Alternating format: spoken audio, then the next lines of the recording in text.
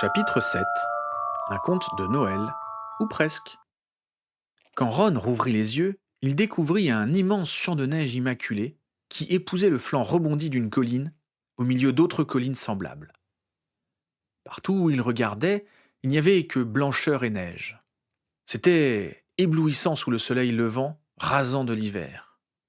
Les yeux plissés, il finit de distinguer très loin une forêt et juste avant quelque chose qui pouvait être un bâtiment. Rien ne bougeait. Si Harry et Hermione étaient là, ils étaient bien cachés. Ron ne put pas se sentir autre chose que déçu. Bien sûr, c'était ridicule, mais il n'avait pas pu s'empêcher de croire, presque à son insu, que la lueur allait l'amener droit devant la tente de ses amis. Stupide, se jugea-t-il d'autant plus sévèrement que son attente avait été forte. Comme s'il pouvait faire l'économie de se cacher. Mais comment les retrouver s'inquiéta-t-il juste après. La lueur avait disparu sans un indice supplémentaire. En désespoir de cause, il tira l'éteignoir de la poche et la main un peu tremblante, il actionna le briquet. Mais rien ne se passa. Il n'y avait aucune lumière à éteindre ou à allumer autour de lui. Et cette fois, aucune lueur étrange n'apparut. Oui, évidemment, hein, faut pas trop en demander, marmonna-t-il agacé contre lui-même, la magie, Dumbledore, ses amis cachés et la guerre. Ron enfouit l'éteignoir dans sa poche avec un léger sentiment de honte. Il s'était promis qu'il était prêt à faire amende honorable, et il était là, à râler dès le premier obstacle à ses désirs. Il allait falloir qu'il apprenne à supporter les contretemps. Et à agir, s'exhorta-t-il. Rester planté là n'allait rien changer. Retourner à la chaumière au coquillage non plus. Il eut un petit frisson en s'imaginant expliquer à Bill qu'il l'avait suivi une lueur inconnue qu'il avait plantée au milieu de nulle part. Cette fois, il ne faudrait sans doute pas espérer que son frère le couvre ou lui cherche des excuses. Il allait l'envoyer droit à Sainte-Mangouste. Il sera toujours temps de faire demi-tour, estima-t-il, repoussant cette vision dérangeante. On n'était que le matin.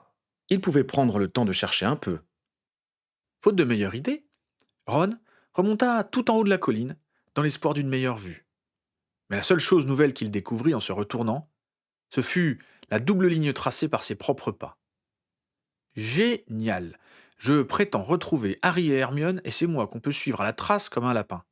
En plus, il soufflait un vent glacé sur la crête.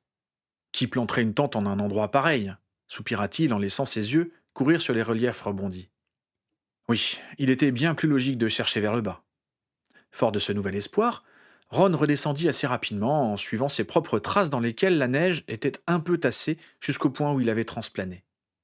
À partir de là, il progressa plus doucement, cherchant des yeux un repli de terrain, un bosquet d'arbres qui aurait pu être jugé un bon abri par ses amis.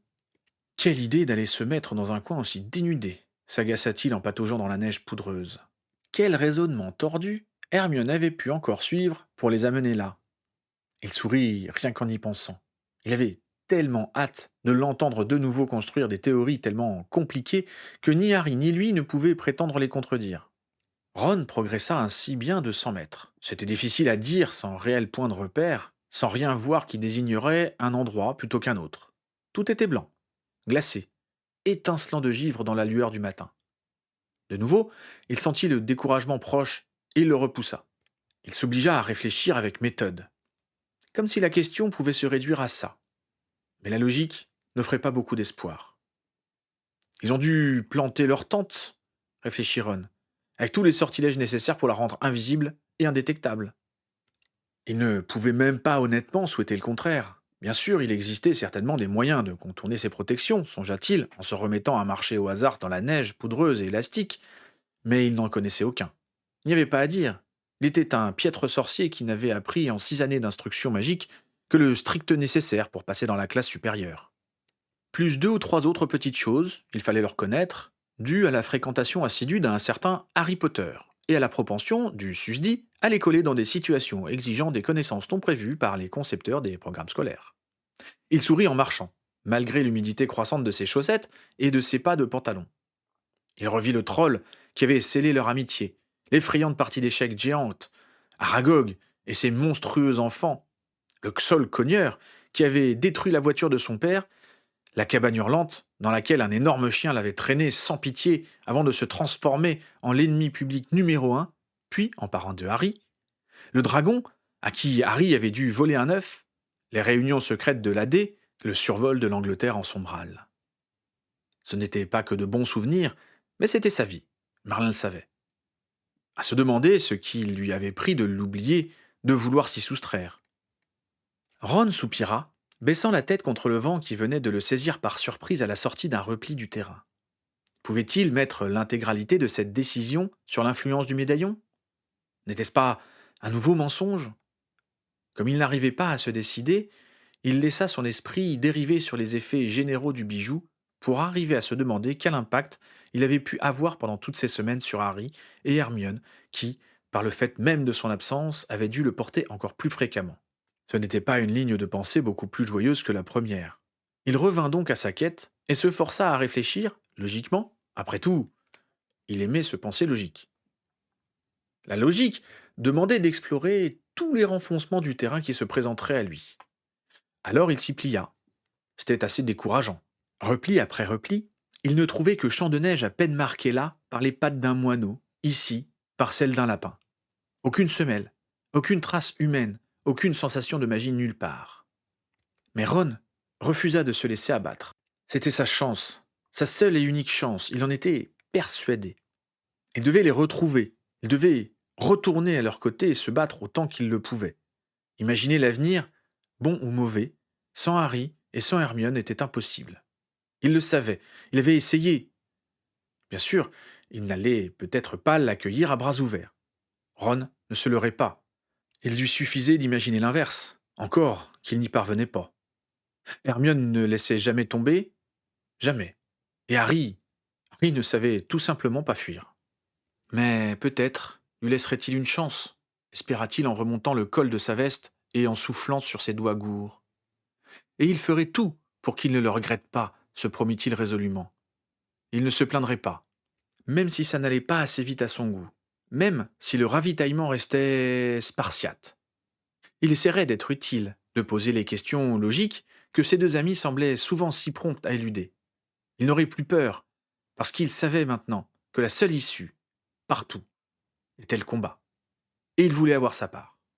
Fort de ce mantra, qu'il se répétait et peaufinait à chaque pas, il continua jusqu'en bas de la colline, la traversant méthodiquement de gauche à droite, explorant chaque repli, sans prêter attention à sa faim, à sa soif ou à sa fatigue. Sans résultat. Il savait, il sentait qu'il n'était pas loin. La certitude était presque palpable, comme la lueur bleutée qui l'avait amené ici. Il se mit donc à crier leur nom. Harry! Hermione!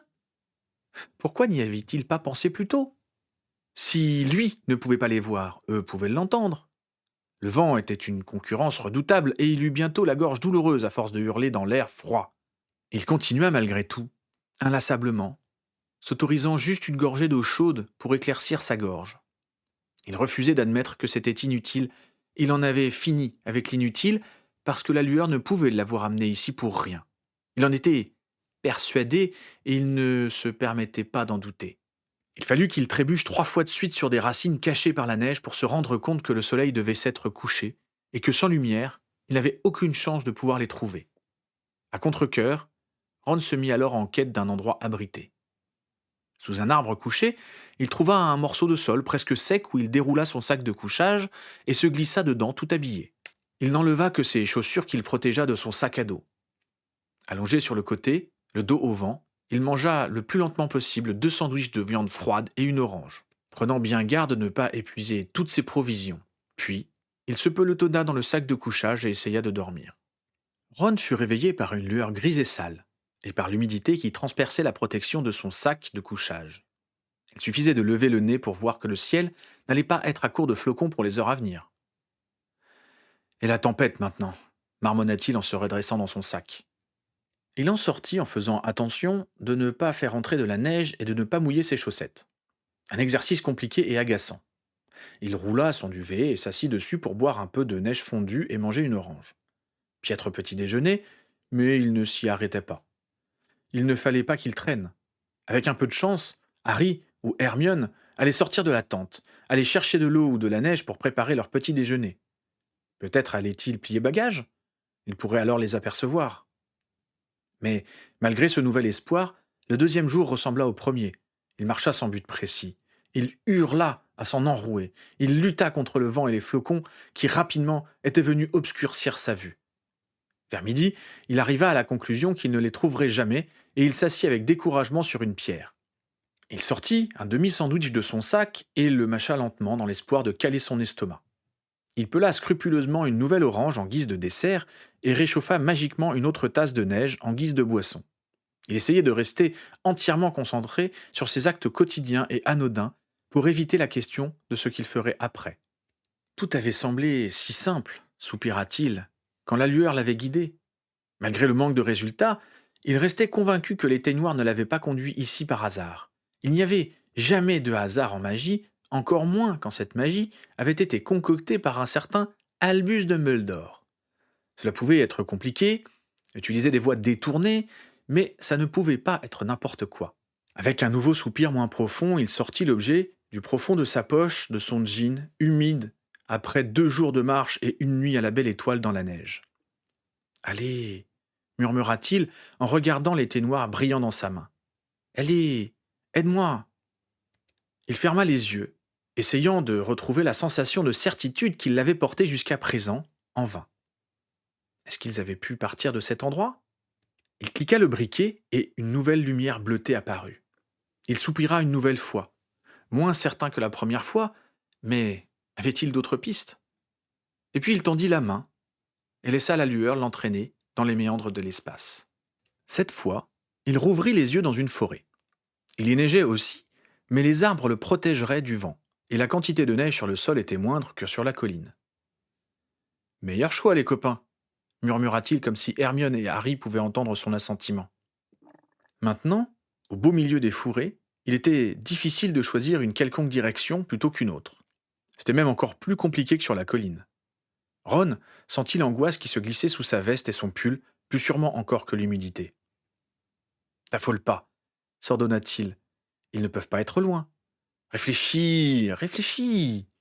La logique voulait qu'ils aient sans doute posé la tente dans une clairière.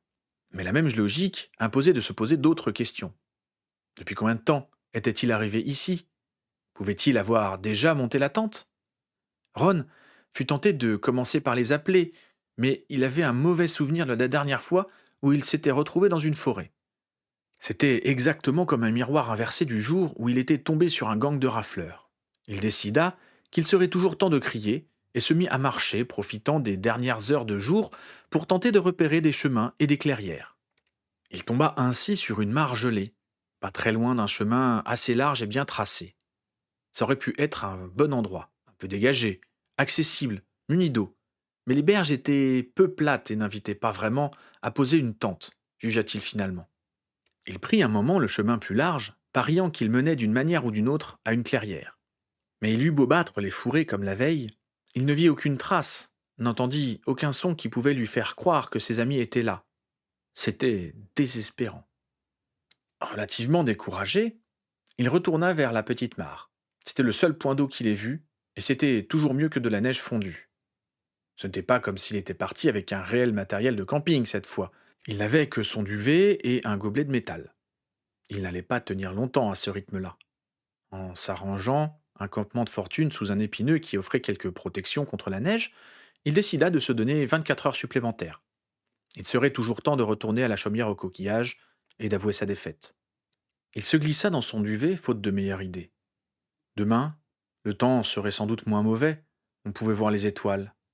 Harry et Hermione sortiraient peut-être de la tente pour profiter un peu du soleil.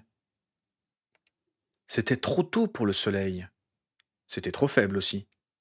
C'était une lueur argentée, relativement forte, rien à voir avec la boule de l'été noir. Ça se déplaçait en plus. Ça venait de la gauche de Ron, et ça se dirigeait vers sa droite, en direction peu ou prou de la mare. On ne pouvait pas vraiment dire qu'il avait dormi jusque-là. Il s'était contenté de se réchauffer dans son duvet, faute de mieux. C'était pour cela que le changement de luminosité l'avait tout de suite alerté. Ron se leva, glissa ses pieds dans ses chaussures gelées. En les lassant, il décida de laisser ses affaires cachées. Il serait plus léger sans son sac, et ça faisait 2 jours qu'il lui sciait les épaules. L'idée était d'aller voir ce qui leur retournait. Quelle était l'origine de la lueur? Constituait-elle un danger ou une piste? Ron s'assura que sa baguette était bien coincée dans une poche de son jean et se glissa d'arbre en arbre en direction de la lumière argentée. Il devait faire attention à ne pas trébucher sur une racine et se vautrer dans la neige, et il progressait lentement. Plus il s'approchait, plus il avait la conviction qu'il avait affaire à un phénomène magique. Il ne voyait pas comment un moldu ou un animal aurait pu produire une lumière aussi étonnante. Et puis ça sentait la magie. Au détour d'un talus, Ron entrevit un bref instant ce qui suivait. Un animal vif, haut sur pattes, à la démarche gracieuse. Le cœur lui manqua. Il devait mieux le voir, il devait être sûr. Est-ce que l'animal l'entendit presser le pas? D'un bond léger, puissant et silencieux, il avait disparu. Harry eut-il envie de hurler, et il lui fallut toute sa maîtrise pour se retenir. Si c'est Harry, il vaut mieux que je sache d'abord où il est et ce qu'il fait avant de me jeter au cou de son patronus, raisonna-t-il. Et puis, ça peut ne pas être Harry, ajouta-t-il presque à haute voix. C'était tellement difficile de résister à cet espoir, à cette petite voix qui hurlait ⁇ Je le savais !⁇ dans sa tête. Mais il se secoua avec beaucoup plus de discipline qu'il ne s'en serait cru capable. Il ne pouvait pas rester là à peser le pour et le contre. Il devait suivre le patronus avant de le perdre, avant de perdre la seule piste qu'il avait si difficilement trouvée. Il coupa à travers la pénombre, trébucha sur les racines, s'enfonça dans la neige amassée dans les creux, se griffa le visage au roncier qui lui barrait le passage. Il se mordit les lèvres pour retenir douleur et juron. Son souffle s'accéléra, mais jamais son esprit ne perdit son unique but, retrouver la lumière. Il parvint à la lisière de la clairière où la mare gelée renvoyait la lumière de la lune. La scène était surréaliste. Ce n'était plus le fier patronus de Harry qu'il découvrait, mais son ami lui-même. Impossible de se tromper. Qui d'autre avait un tel épi et des lunettes aussi épaisses? Ron ne le voyait que de trois quarts, et il ne pouvait pas voir ses yeux, mais à ces gestes-là, il discernait à la fois une grande détermination et presque du désespoir. D'abord, Ron ne comprit pas, puis il ne put plus douter. Harry, au milieu de la nuit, au bord d'une mare gelée, perdue dans une forêt enneigée, se déshabillait. Il ôtait méthodiquement chacun de ses vêtements, ses pulls, son t-shirt, son pantalon, ses chaussettes. Mais qu'est-ce qui pouvait justifier un truc pareil? Avant que l'esprit de Ron n'ait pu s'aventurer à avancer un début de réponse cohérente, la scène devint plus étrange encore. Harry s'avança sur la glace, à peine couvert de ses sous-vêtements et armé de sa baguette, et lança un sort contre la glace, ouvrant un trou dans la surface de la mare. Ron ne pouvait pas s'imaginer intervenir et se faire connaître. C'était trop étrange. Comme s'il assistait à un rituel secret, voire un peu honteux. Sûrement, Harry lui en voudrait s'il le faisait. La preuve, il n'y avait aucune trace d'Hermione aux alentours. Ce n'était pas parce qu'il n'arrivait pas à trouver un sens à ce qu'il voyait qu'il pouvait s'avancer et tenter la grande réconciliation qu'il espérait. Non, il allait attendre qu'Harry ait terminé et se soit rhabillé, décida-t-il. Qu'est-ce qu'il doit se geler fut sa dernière pensée rationnelle. Parce que l'instant suivant, Harry posait à terre sa baguette allumée, puis, prenant Ron complètement de court, il sauta dans l'eau, dans une grande éclaboussure. Ron le regarda faire, le souffle coupé, l'esprit stupéfixé. Mais que se passait-il donc? Quelle lubie pouvait pousser son ami à prendre un bain de minuit alors que la température était descendue au-dessous de zéro? La mare n'était pas très profonde, et Harry n'avait de l'eau que jusqu'à mi-cuisse. Rien que d'y penser, Ron se sentait gelé, mais son ami ne s'arrêta pas là. Après avoir un peu pataugé, il se baissa et plongea, la tête la première. Ron ne voyait plus maintenant que l'onde qui s'agitait sous l'effet des mouvements de plus en plus vigoureux de Harry. À moins que ce fût de plus en plus désespéré. Ça durait trop longtemps, s'affola-t-il. Et sans se pencher plus avant sur les pourquoi et les comment, son corps décida pour lui. Il sortit du fourré en courant, sans plus s'inquiéter de faire du bruit. Avant d'avoir réfléchi à ce qu'il ferait après, il plongea à son tour, tout habillé, dans l'eau gelée pour remonter Harry vers la surface. Il agrippa le corps de son ami et le tira en arrière de toutes ses forces. C'était étonnamment difficile. Harry avait toujours été plus petit et plus léger que lui. Rien ne justifiait qu'il semble si lourd. Les corps n'étaient-ils pas supposés flotter dans l'eau? L'espace d'un battement de cœur, Ron envisagea avec horreur que la glace, en train de se reformer autour de lui, retienne son ami dans son emprise. La raison lui revint, et il prit appui sur le sol pour s'emparer du corps de son ami et le jeter de toutes ses forces sur la glace à l'extérieur. Il ne pouvait pas dire qu'il n'avait pas vu que Harry tenait un objet encombrant dans sa main droite. Si le froid n'avait pas été si envahissant, il s'en serait même peut-être étonné. Mais tout était allé trop vite. L'urgence était ailleurs. Ce n'est qu'en s'extirpant du trou en claquant des dents que Ron identifia ce qui pendait au bras tétanisé de Harry. Une épée. Longue, lourde, magnifique, ancienne, argentée. Ron ne l'avait jamais vue, mais pourtant, il n'eut aucun doute. C'était l'épée de Gryffondor. À n'importe quel autre moment, il aurait cherché à comprendre comment une épée que tous croyaient à Poudlard se trouvait au fond d'une mare gelée à des kilomètres de l'Écosse. Il aurait alors pu échafauder des théories. Qu'en son absence, Harry ait appris que Dumbledore l'avait cachée là, en était une. Il aurait aussi pu se demander alors ce que Ginny avait essayé de dérober à Rogue quelques mois plus tôt. Sauf que là, dans l'air glacé de décembre, dans la lueur de la lune, trempée jusqu'aux os, il y vit simplement un signe, une évidence. C'était le legs de Dumbledore à Harry. Encore un legs de Dumbledore.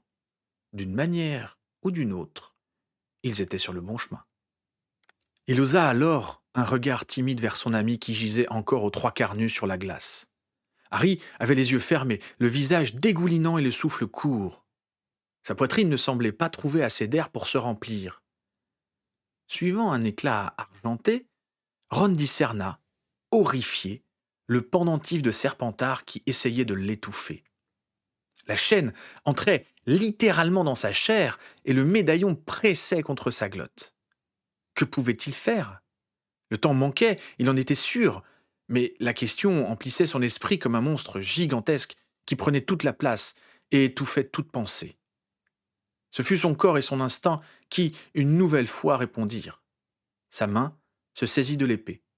Il l'arracha sans peine de la main crispée de Harry et son bras se leva, sans trembler. Plus tard, il se demanderait comment il avait su, pour conclure que l'épée elle-même était venue au secours de Harry.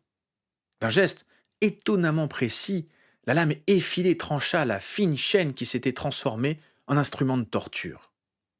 Immédiatement, Harry aspira de l'air et cela fit un bruit curieusement rauque, comme venant d'un très vieil homme et non d'un jeune garçon qui aurait pu encore étudier à Poudlard.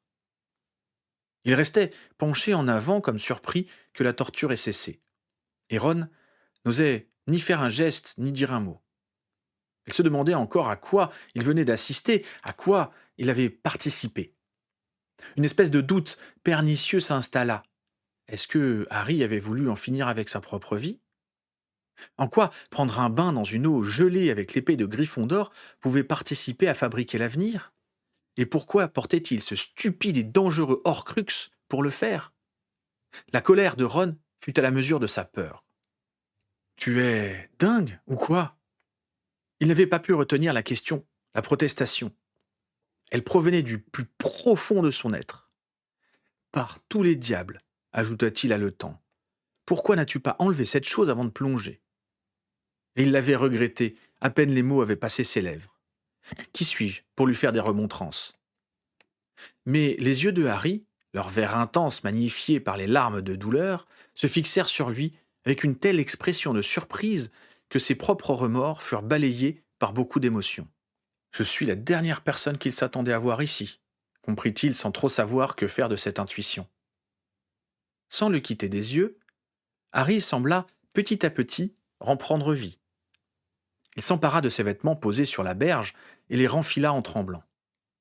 Toutes les secondes ou presque, il regardait Ron, à la dérobée, comme pour s'assurer qu'il n'allait pas disparaître. Ron se sentit de nouveau très intimidé. Alors, c'était toi? Balbutia soudain Harry, d'une étrange voix, faible comme une prière. Oui, reconnut Ron, sans trop savoir s'il devait immédiatement s'expliquer ou s'excuser. Mais ça paraissait plus sage de laisser Harry mener cette conversation, et Ron s'intima de s'attendre au pire. La biche, c'était toi demanda son ami contre toute attente. Quoi? Non, bien sûr que non. Je pensais que c'était ton patronus. Le mien, c'est un cerf, le corrigea simplement Harry. Ah oui, c'est vrai. Je me disais bien qu'il paraissait différent, pas de ramure. Convint Ron, se rendant brusquement compte qu'il n'avait jamais vu assez longtemps l'apparition pour l'étudier. Et peut-être qu'il avait souhaité voir le cerf de Harry plus que toute autre chose. Une biche? Ron fouilla sa mémoire sans arriver à se rappeler de quelqu'un dans l'ordre, au ministère ou dans l'armée de Dumbledore dont le patronus ait été une biche. Plus ou moins consciemment, il pensa que ça ne pouvait être qu'un ami. Il n'arrivait pas à concevoir qu'un mange-mort ou un rafleur ait eu un patronus aussi sympathique. Il aurait pu continuer à dériver ainsi, épuisé par ses 2 jours de marche et de jeûne, les émotions violentes et contradictoires qui l'assaillaient et le froid. Ce fut la voix de Harry qui, de nouveau, le ramena au présent. Comment se fait-il que tu sois ici? Est-ce que c'était vrai? La question était naïve, mais pourtant elle était incontournable. Était-il vraiment revenu? Avait-il réellement retrouvé ses amis et vécu toutes ces étranges aventures en l'espace de quelques heures? Allongé sur un matelas pneumatique inconfortable, au pied du lit d'Hermione qui faisait semblant de s'être déjà endormi, Ron ne pouvait pas ne pas se demander s'il ne rêvait pas, s'il n'allait pas se réveiller ou tomber des nues à une heure plus ou moins proche. Il n'arrivait pas à se dire qu'il avait quitté la chaumière au coquillage depuis moins de 2 jours. Pas que son retour se soit passé comme il avait pu l'imaginer. S'il l'avait imaginé. Il y avait eu tous ces détours, ces marches décourageantes dans la neige.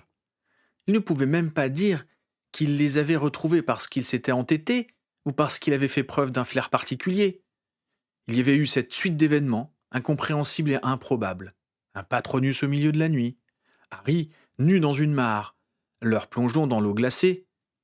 Rien que ces 3 événements-là, il aurait eu du mal à croire à leur réalité si ce n'était pas lui qui les avait vécus. Un vrai conte pour Moldu. Mais ce n'était que le début. Le Horcrux qu'ils avaient récupéré au ministère avait essayé de tuer Harry, réellement. Comme quoi, même un simple fragment de l'âme de Voldemort contenait en elle assez de mal pour faire une chose pareille.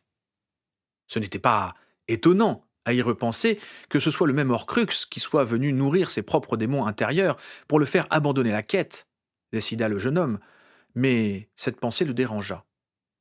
C'est un peu trop simple, non? Tout ne peut pas être de la faute de Voldemort. Ron se retourna dans son sac de couchage, comme pour essayer d'échapper à son propre malaise. Il avait beau être revenu, il ne pouvait pas mettre cette fuite entre parenthèses et faire comme si elle n'avait jamais eu lieu. Hermione avait raison. Même s'il avait sauvé Harry, il n'avait aucune raison de s'enorgueillir. D'ailleurs, de quoi s'enorgueillir? Il haussa les épaules dans son lit. Malgré tout, il l'avait fait, non? Protestait doucement une petite voix dans sa tête. Il avait affronté le Horcrux et il l'avait vaincu, grâce à l'épée de Gryffondor, bien sûr. Mais quand même, qu'une telle relique l'ait aidé était en soi un baume sur son orgueil froissé. Mais la victoire avait un goût amer. Rien qu'à y repenser, le corps tout entier de Ron se figeait, comme pas totalement certain qu'il soit prudent qu'il se détende. Il avait bien failli se perdre corps et biens ce soir. Plus, il avait été à 2 doigts de perdre irrémédiablement son âme en s'étendant à toutes les terreurs les plus intimes, en les laissant détruire tout ce qui avait un sens dans sa vie. S'il n'avait pas réussi à échapper à leur emprise, il aurait été mort, pire que mort. Son meilleur ami y aurait laissé sa vie, mais lui aurait été perdu. Jamais plus il n'aurait pu oser regarder qui que ce fût dans les yeux. Il aurait été comme ces coquilles vides dont l'âme avait été aspirée par un détraqueur dont Lupin leur avait parlé une fois. Il frissonna et instinctivement resserra le duvet autour de lui. Il lui parut soudain absolument inconcevable d'envisager laisser une seule de ces horreurs dans la nature, aussi profond soit-elle cachée, aussi dangereuse et longue soit la quête. On va les trouver, Harry, je te le promets, jura-t-il dans sa tête, et il regretta que son ami ne soit pas dans la pièce. Il aurait presque été capable de lui faire le serment à haute voix, tant il le pensait profondément. Et peut-être était-il nécessaire qu'il ait dû affronter et condamner au silence les mêmes démons qui l'avaient fait s'enfuir quelques mois auparavant, ajouta-t-il, une fois cette vague d'émotions passée. Peut-être était-ce inévitable. Peut-être l'espoir était-il enivrant, serait-il ainsi durablement débarrassé d'eux? Il n'osait y croire complètement. Peut-être était-il aussi révélateur qu'il n'ait pu résister que parce que Harry l'avait enjoint de le faire, parce qu'il lui avait offert, sans arrière-pensée apparente, son amitié et sa confiance. Rand ravala sa salive avec émotion. L'amitié et la confiance de Harry étaient plus que ce qu'il méritait. Parce que le triomphe de ce soir n'avait réussi à totalement lui cacher l'ampleur de la tâche qui restait à accomplir. La tente était, comme il l'avait laissée, humide et malodorante. Harry et Hermione étaient plus maigres, plus durs et plus résolus que dans son souvenir. Ron frissonnait en pensant aux quelques bribes de ce qui avait été leur vie sans lui, que Hermione lui avait jeté à la tête, aux choses qu'il avait dû affronter, aux épreuves qu'ils avaient surmontées. Mais ils avaient semblé sincèrement heureux de le voir, enfin, surtout Harry. Hermione. Hermione aussi, il avait envie de le croire. Elle lui reprochait d'être partie, et il n'y avait rien à redire à ça. Lui-même se le reprochait depuis trop longtemps. Elle se calmera, décida-t-il brusquement. Il avait été trop loin pour douter maintenant. Il avait trop regretté son absence pour ne pas faire ce qu'il faudrait pour qu'elle accepte son retour. N'avait-elle pas déjà consenti à ce qu'il s'allonge pas trop loin d'elle? N'avait-elle pas permis à l'été noir de le retrouver en prononçant son nom après tout ce temps? Il lui laisserait le temps d'évacuer sa rancune et lui montrerait qu'il avait appris à ne plus se plaindre, qu'il était revenu pour se battre à leur côté jusqu'au bout, qu'il n'avait plus ni peur ni doute en lui sur sa place dans cette guerre. C'était peut-être un peu grandiloquent, mais s'il avait une leçon à tirer de cette fichue soirée, c'était bien que rien n'était impossible. Et comme un écho à cette pensée optimiste, la première depuis longtemps finalement, en se retournant, Ron vit que Harry le regardait avec une lueur dans les yeux qui ressemblait à un encouragement. Il décida de l'accepter, de croire à leur complicité revenue, et lui fit un clin d'œil. Et de l'autre côté de la tente, sans doute en chemin, vers son propre duvet, comme pour confirmer que les choses étaient redevenues aussi normales qu'elles pouvaient l'être, Harry sourit.